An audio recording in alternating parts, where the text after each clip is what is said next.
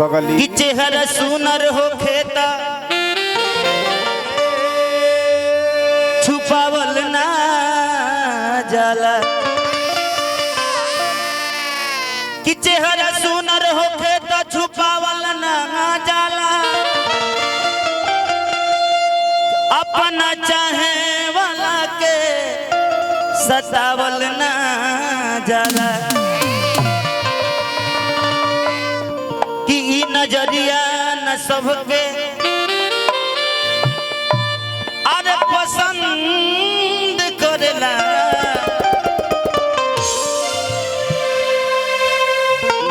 नजर ही ऐसा है कि जब नजर से नजर मिलता है तो नैनाचार हो जाता है। वही किसी शायर ने कहा कि बैठ जा पगली नजरिए हया हो नजरिए कया हो नजरिए हम मौत नजरिए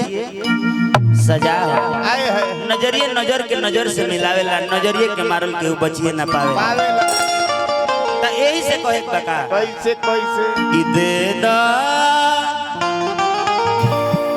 आ तू दे दा हेतना लोग के बीच में दे दा हाँ दोनों कि जने दे दा ना हो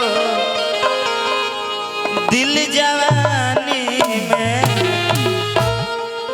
एकरा बदला में भले हाँ। कि चल किरिया खियाला किरिया हमरा के भले खियाला आओ हाँ। पास आओ अरे कि चल किरिया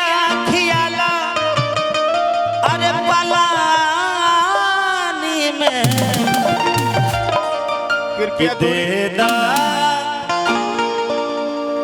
सच सच बताओ हाँ कृपया देबो कि दूरी ना बनाए देबो? रखें दिल दिल दिल दिल गलती ना दिल की मत कि दे दा दे दा दे दा दिल जवानी दे दा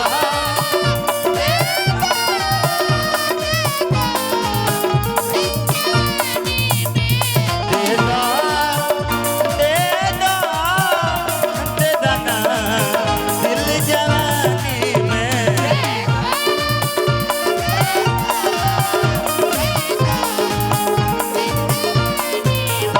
चल किरिया खियाला किरिया खियाला आ सारा धराला हाँ चल किरिया खियाला पलानी में चल किरिया खियाला पलानी में दे दा दे दा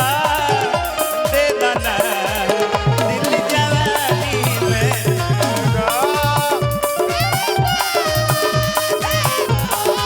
दे दा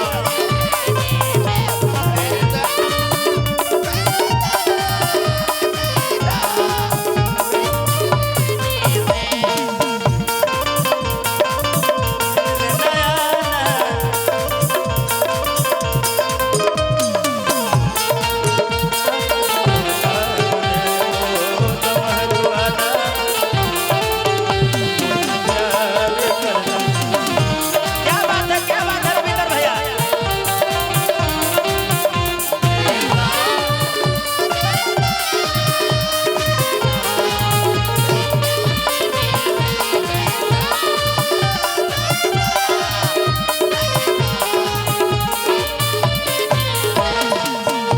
देखिए लड़का बड़ाई करता हाँ कि काहे दे दो कहाँ है तोह के फुर्सत में आके ए बबुआ हो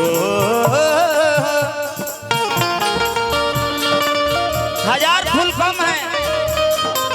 एक दुल्हन सजाने के लिए और एक फूल काफी है एक मैयत सजाने के लिए